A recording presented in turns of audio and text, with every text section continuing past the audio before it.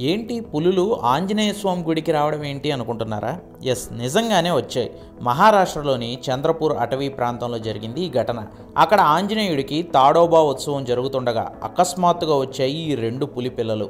King of Tadoba అనే పెద్ద పులికి పుట్టిన ఈ రెండు పులి పిల్లలను స్థానికులు డెడ్లీ బాయ్స్ అని పిలుస్తారు. మామూలుగా రావడం కాదు, రామ్డేగి టెంపుల్ చుట్టూ తిరిగి అక్కడున్న ఆంజనేయ స్వామి విగ్రహం ముందు వెనక హాయిగా పడుకున్నాయి.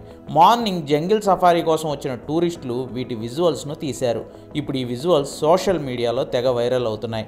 ఆంజనేయ స్వామి దర్శనం కోసమే పులులు వచ్చాయంటూ చాలామంది ఈ వీడియోను షేర్ చేసుకుంటున్నారు.